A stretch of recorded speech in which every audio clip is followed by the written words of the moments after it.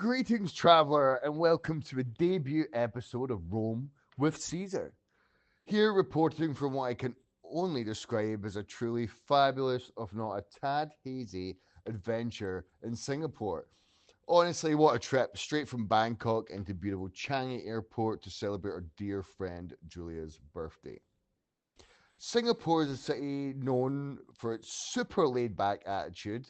LOL, no, it's really not. In the 8 years since I've been there, it's lost a little bit of its soul, let's say, but thankfully still has a big heart.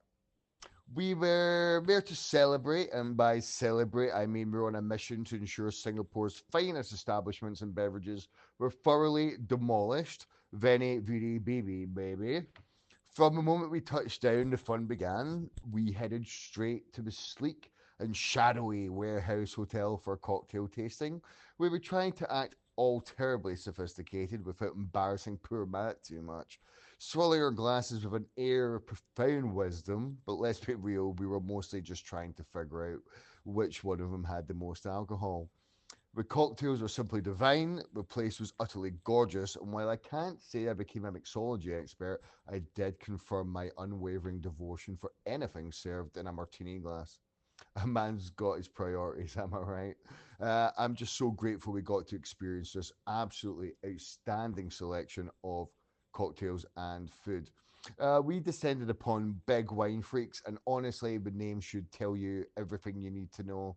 The food was beyond delicious, the wine even more so. The DJ was banging, and the whole atmosphere was just pure, unadulterated cool.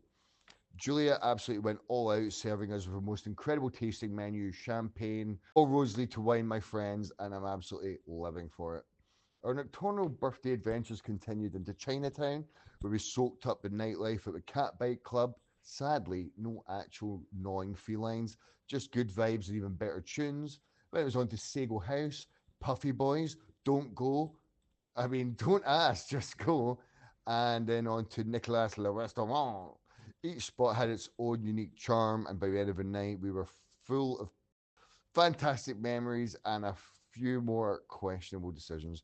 It was an absolute mental night and an even more physical hangover. Right then, a few days recovery later, we ventured to Clark Quay. A favorite stop off of mine. It's like Roman Forum, but with more neon and even less togas. We just dove right into the nightlife, and I tell you, when you're in Clark Quay, you just go with the flow, and that flow usually involves absolute nonsense. And who am I to argue with destiny? It's all part of someone's grand plan, just certainly not mine.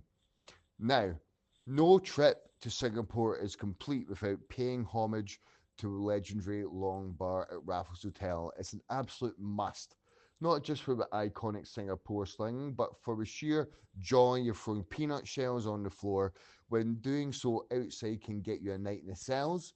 It's just truly liberating, a small rebellion against order. Our aim on the billiards table was a bit interpretive after a few slings, but we had an absolute blast.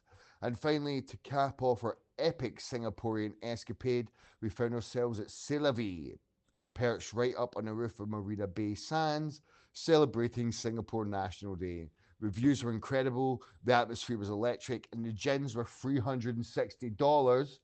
It was perfect, glamorous end to a trip that was more than a workout for the old liver.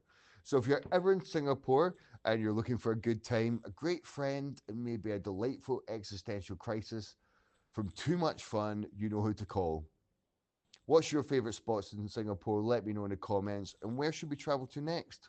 Or join Caesar's Legion? Like and subscribe.